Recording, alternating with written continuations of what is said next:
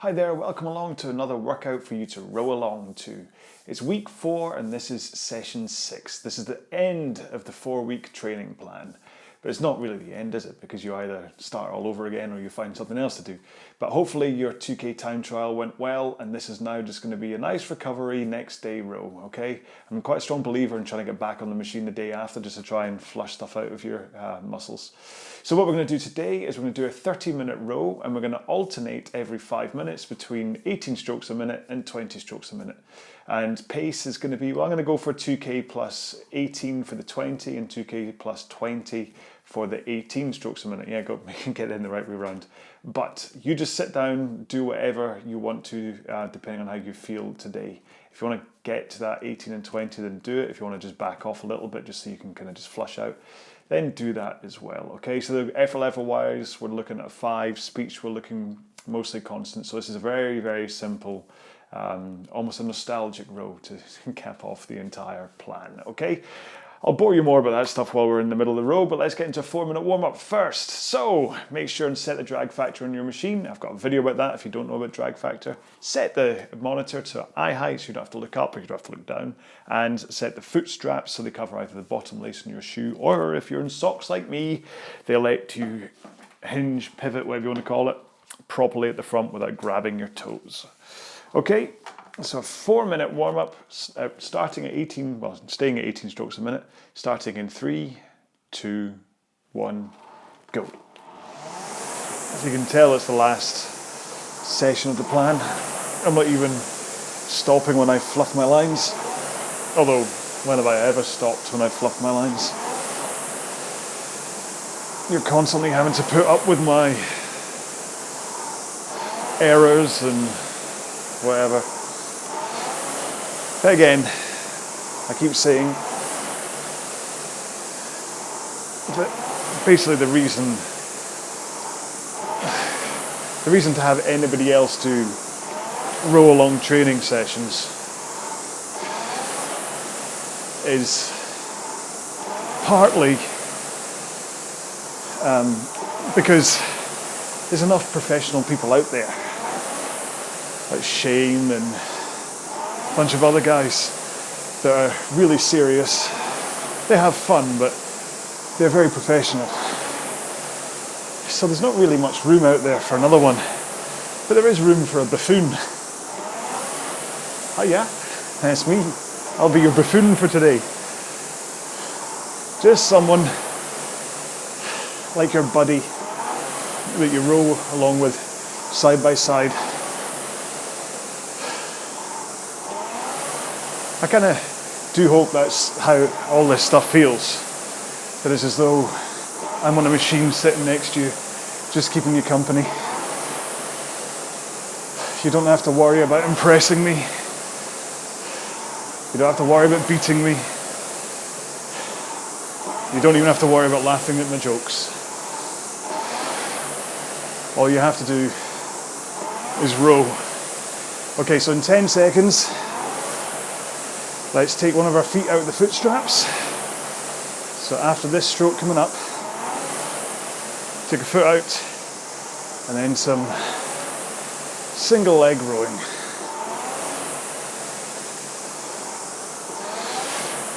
Make sure and get a good solid drive from the leg that's still in. I've only dropped 2 seconds with only one leg in. What if that means my right leg's really weak?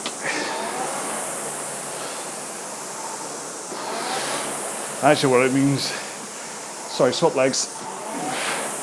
What's likely to mean is that with only one leg in, I'm getting a much more efficient stroke. So even though I'm losing the muscle power from my left leg, I'm making up for it by the fact that I've got a better stroke. 2 more strokes here. 1 more. Both feet in, knees with a slight bend. Let's just do back and arms. So a good rock through the hips to engage your back, and then finish with a pull in with your arms. Squeeze those shoulder blades together.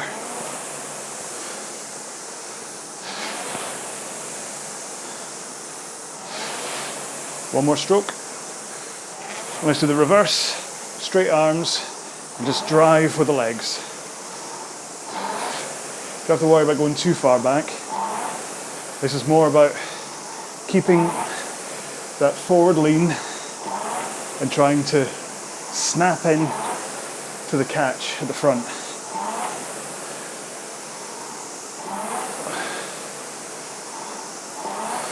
One more stroke. There we go. Warm up done. You don't need to be over warm for this session. But anyway, move up into the rail, have a quick drink, and as always, I'll explain once again what it is we're doing today. All right then, so this is going to be a 30-minute row, and we're going to be alternating 18 strokes a minute and 20 strokes a minute every 5 minutes. No rest in between, it's just a solid 30-minute, but just alternating stroke rates just to make it slightly less dull than some of the 18s and 20s you've been doing in this training plan. So it's just a fond farewell to the 18s and 20s until you start all over again on another plan that uses them. But anyway, so effort level, like I said, is going to be run about 5 out of 10, and your speech should be absolutely fine all the way through.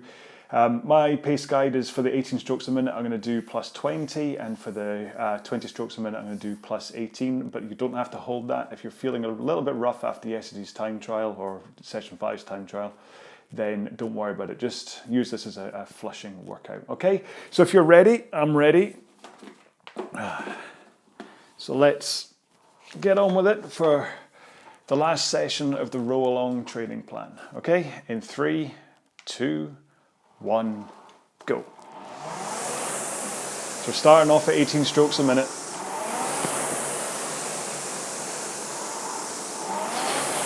Don't worry, I'm not going to get all nostalgic about the training plan and stuff. There's no point in that. For several reasons, to be honest. First of most being, you may just think, well, that worked well, my time trial went well, I'm just going to skip right back to the beginning again and do another 4 weeks on it. In which case, this isn't the end. Plus, it's not like I'm going to stop making videos. I'm going to make a few standalones, a couple of longer rows,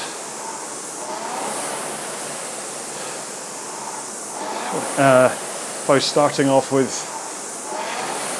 a 60-minute row, maybe even 1 or 2 of them.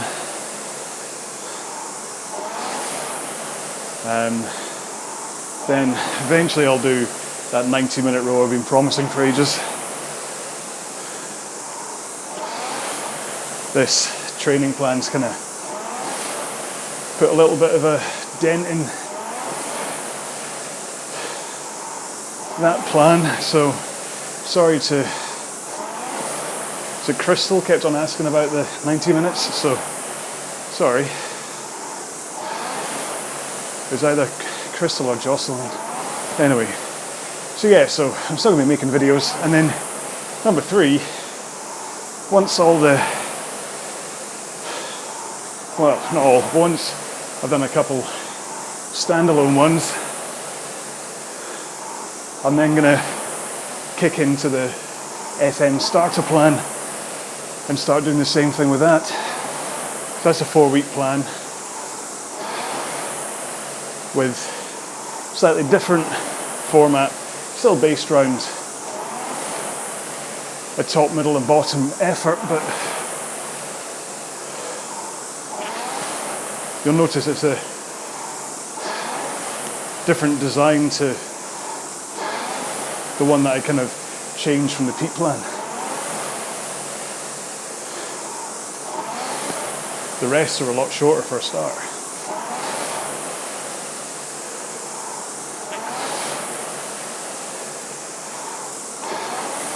So anyway, as we get up to our first 3 minutes on this recovery row, hopefully you're nice and loose and warm. Any kind of muscle soreness after yesterday. Should have eased off for the time being. Not going to say it's not going to come back once you're done with today's row, but hopefully just having your muscles up and running means that you're just feeling a bit back to normal again.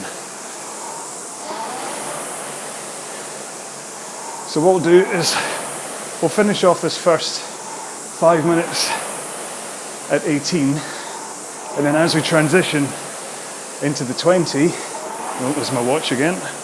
Yep, I'm rowing, hang on. Come on. Yeah, as we transition into the 20 strokes per minute, I'll just give you a quick refresher course on technique in case you quite enjoy focusing on that when you're rowing, but also just sometimes shifting your focus away from performance and more down to technique. Could be a nice way to kind of recover from a 2K time trial, which after all asks a lot of you. Hopefully you all got good results from it, but it must be said, if you didn't, then can sometimes be some negativity. So, right, here we go up to 20. Yeah, just to quickly finish off that thought. If you didn't get the result you were hoping for from your 2K test, sometimes that can lead to kind of a little bit of disillusionment. Like, why do I bother, all that kind of stuff.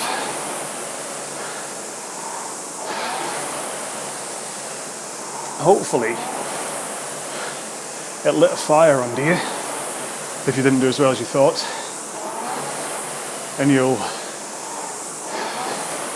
kind of analyse how you got on over the plan. How many times were you listening to me for pace guide? How many times were you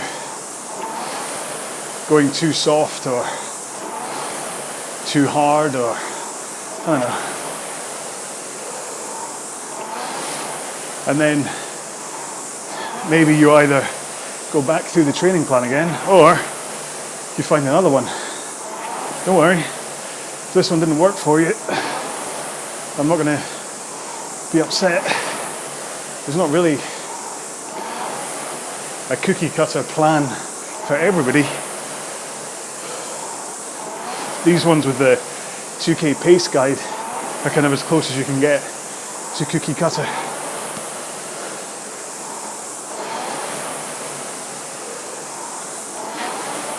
So, anyway,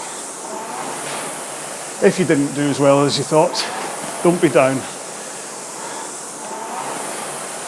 If you did do a lot better than you thought, then at the same time, that is a cause for celebration. Shows you put in all the hard work. Anyway, technique. I said I'd talk about this 2 minutes ago. We're going to end up crashing the 18 for this, but that's okay. So, let's start off by thinking about what our legs are doing. We don't often start with legs. Just want you to concentrate on how far up the slide you're getting. Are you managing to get your shins vertical at the front without your heels raising too far off the foot plate?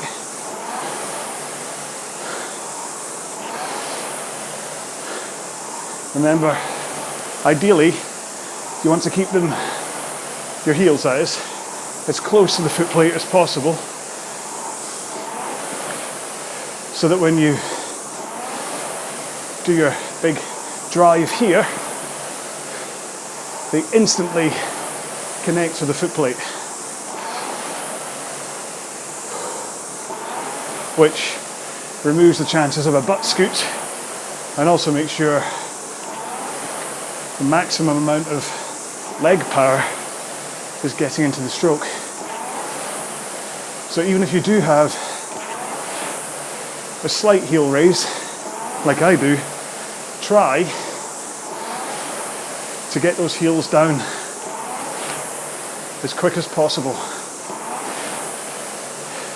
Start the drive with your heels firmly in place.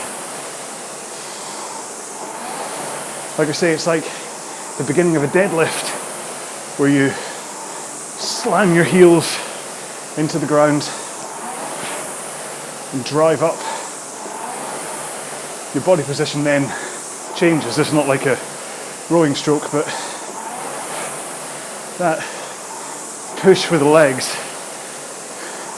is stronger when your heels are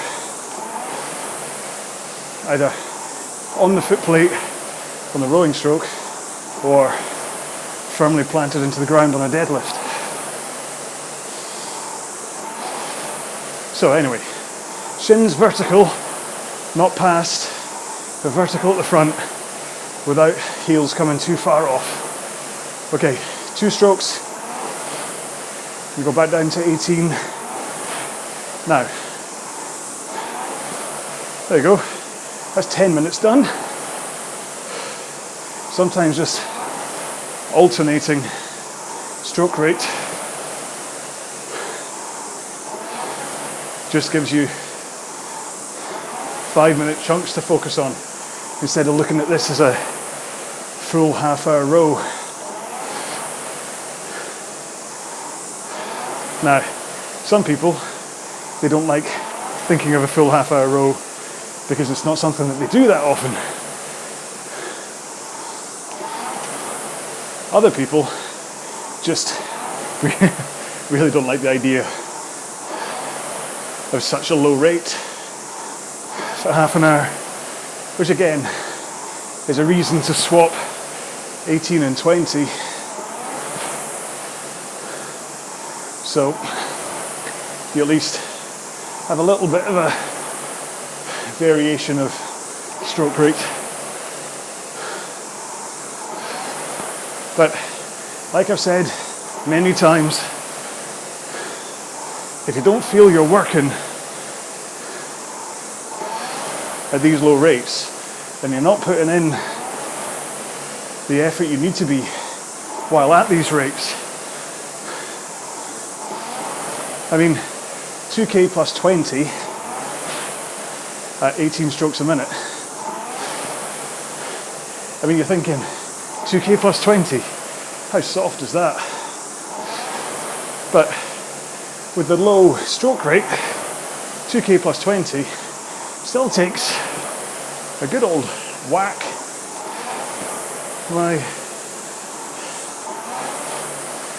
So right now, yeah, I'm doing 10.4 SPI, stroke power index. And if I remember, I'll tell you what it gets up to when the rate increases to 20 strokes a minute. But it shouldn't be too far off. So that's the point, is that you kind of always want to lay in the same amount of power into your strokes. Eventually that becomes unmanageable because of the higher stroke rate, but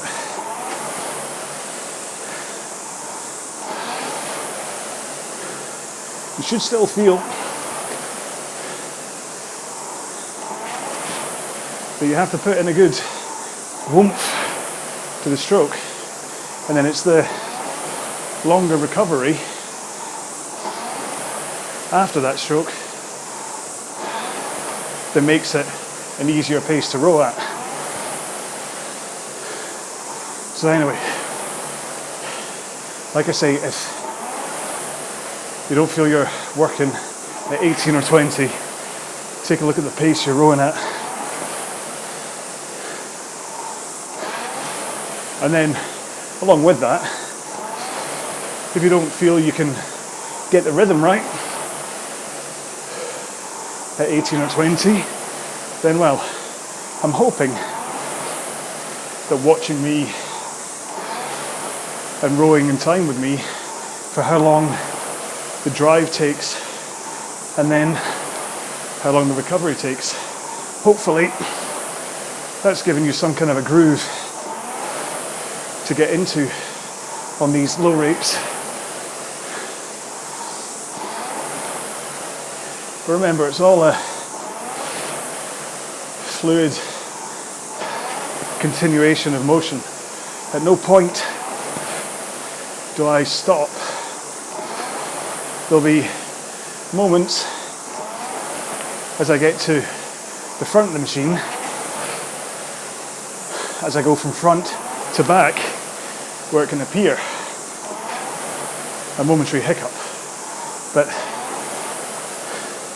I can tell you from editing these videos that basically there's one frame where the handle touches my chest and then it instantly goes back out again.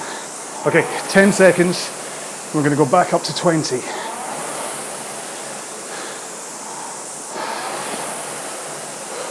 Here we go. One stroke every 3 seconds.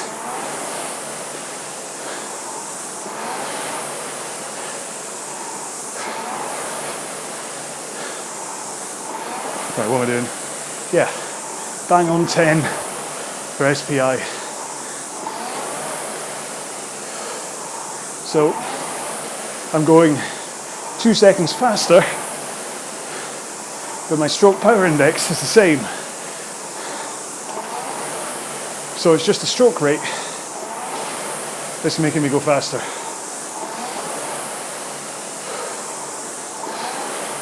The fact that I'm doing a couple more strokes per minute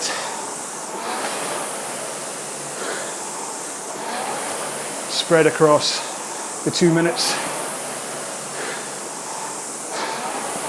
of a 500 meter split or thereabouts.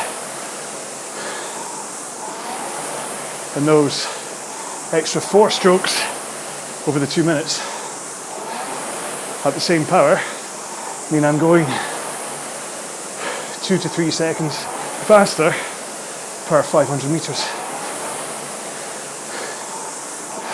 I'm going to stop doing maths there because I actually got it right for once. Quit while you're ahead. Okay, so hopefully you've had enough time to think about your shins and your heels. So what's next? Well, I mentioned it already, but what's next is a big leg drive. Okay?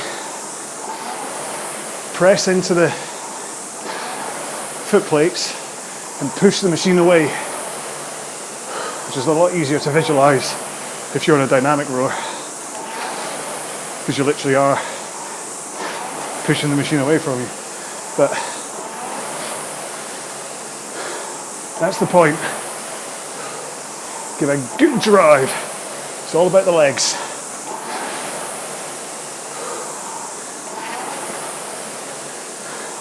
It's all about keeping those quads engaged and putting in the power through the length of the drive.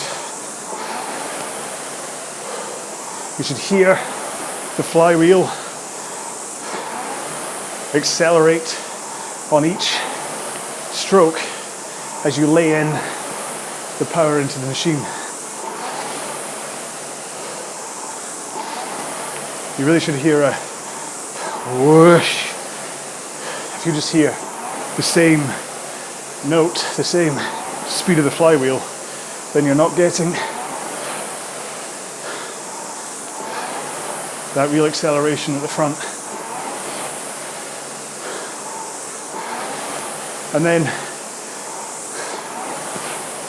drive hard with your legs until they're straight but not with locked knees. And that's the end of the leg drive. But the important part is as you get to the end, although you may find you're touching the foot straps with your feet, you don't want to be yanking on them to come to a stop or to pull yourself forward back up the machine again. Your leg drive should be finished by the time you pull your arms in, so that there isn't any backward momentum to brace yourself against.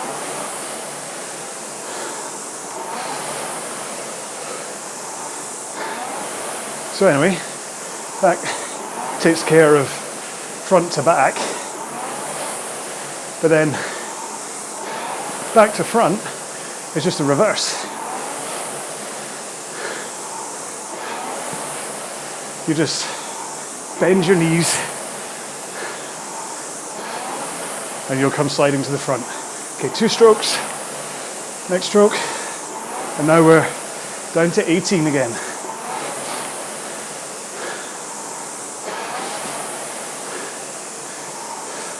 So, in essence, that's all your legs do. But there's other factors that come into play in order to get the proper power out of your leg drive and an effortless recovery that allows you just to slide forward by bending your knees.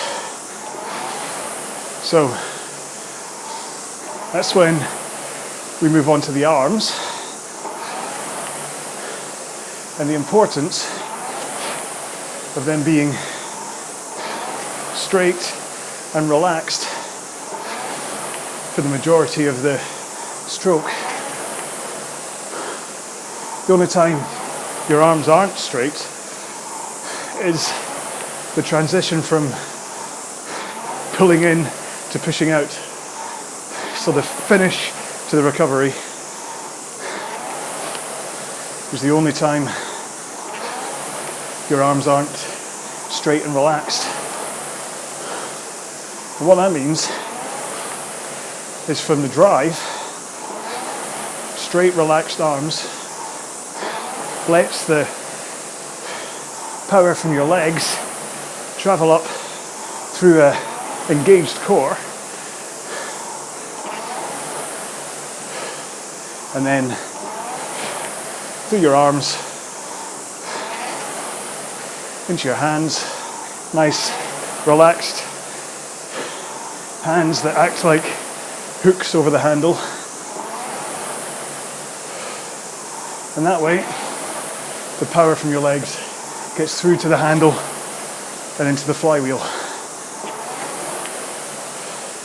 And then as you feel your knees coming down on the drive, that's the point when you pull in with a handle, squeezing your shoulder blades together for a good strong finish, letting your lats take care of the power at that point. So your forearms, your biceps and your shoulders all work together, finishing with your lats as you pull the handle in.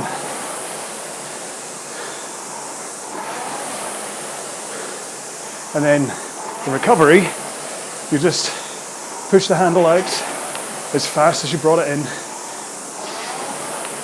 back into straight arms, nice and relaxed, with relaxed hands, fingers as hooks.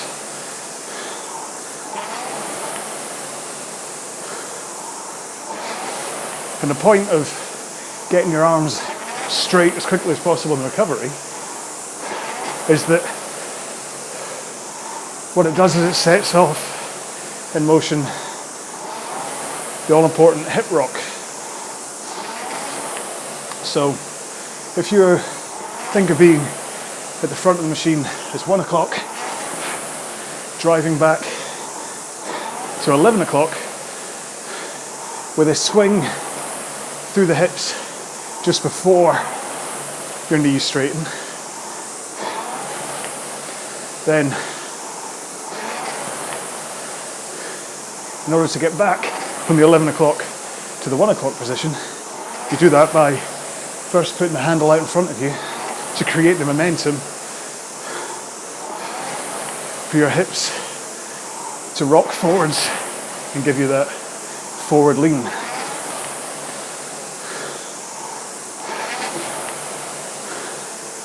And that is why when you bend your knees, because you're in a forward facing position, you effortlessly slide to the front of the machine.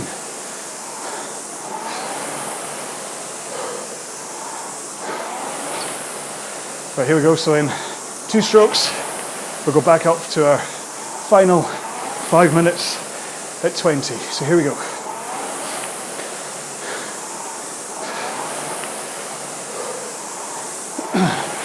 Now, I know a fair chunk of what we talk about together is technique, and I have explained why several times, but if you'd like to just indulge me, there's 2 main reasons why I always talk about it. First one is that this may be the first of my videos that you've watched. Strange how you've started on week 4, session 6, but hey, everyone has to start somewhere. So in which case, I'd hate to go through an entire workout and not talk technique and not give you the chance to analyze your own technique and consider whether it's what I'm suggesting. And the reason I suggest technique all the time is for injury prevention, so you're not straining muscles you don't need to be straining, or working them in a way that adds too much tension to them. And also just about effectiveness and performance on the machine. Yes, you might have a really wacky stroke that you can go artificially fast on, but first off, that wacky stroke may eventually lead to injury, but it might make it harder for you to row like 100 meters fast. Maybe you're quick on a 5k, but you can't get the stroke rate and power in sync for a 20-second sprint. Or maybe it's the other way around, which is more often the case, where you're fast on a 100 meter or 1 minute or 500 or even a 2k, but then you just can't keep it together for anything longer. So if you have a efficient technique, no matter what distance or time you're rowing for, you'll be a much more effective rower. Yes, you might find the first couple of weeks feel weird and you're not going as fast, but as soon as you develop the proper rowing muscles, you'll go faster than you ever had before. So that's why. All I want is for you folks to be fitter, faster and stronger. I don't mind whether that's from watching my videos all the time or training on your own or going to another channel. As long as you take from me the importance of an efficient injury preventing technique, you can row with anyone, for anyone. Just remember, I'm always here for you. That old me, rowing away, hoping there's somebody out there. Okay, 8 strokes to go.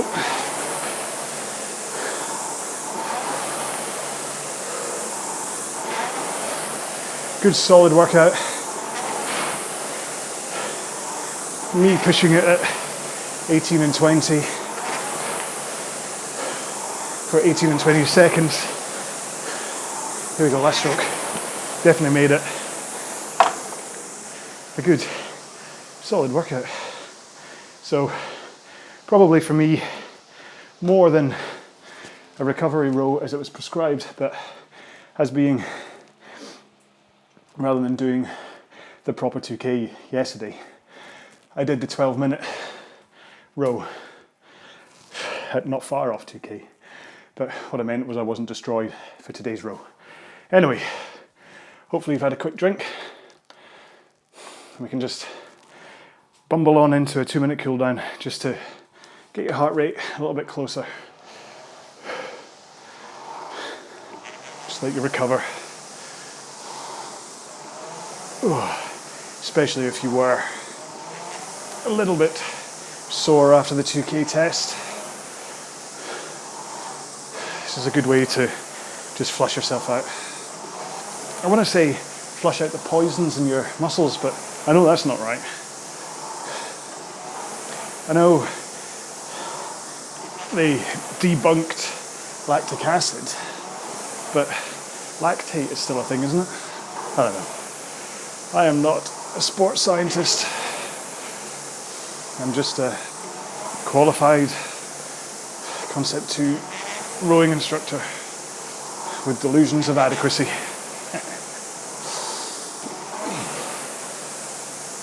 It's a good thing I've got a day job, isn't it? Still waiting on the millionaire, billionaire type to release me from my day job and let me just do this for a living. That'd be nice. Anyway, so well done for getting to the end of the training plan. I hope you either start it over to see what the next increase is going to be, or you hang around for the next training plan, or you just keep on getting strong elsewhere, like I said. But if you want to know more about what it was, then go to RowAlong.com. Go to indoorrowinginfo.com if you want info about indoor rowing, and just hang about my channel, leave some comments, subscribe. I am going to do a series of videos about me trying to get back into my lightweight condition again, because I've let myself go through lockdown, and there you go, it's 2 minutes up for me. Let myself go through lockdown, and it's time to try and lose the weight. So I've already started filming little snippets of a series of that. Don't know if anyone will watch it or care about it, but it keeps me honest to film this stuff, so I might as well put it up with the videos and you can all go, you're that heavy? But yeah, I'm currently about 7.5 kilograms over the weight I should be, so I have to start looking into that. So anyway, Hashtag, it's not the end. There we go. Or it is not the end, or yeah, it's definitely not the doors. It's not this is the end. But yeah, it's not the end. Bigger, better, faster, fitter, stronger words.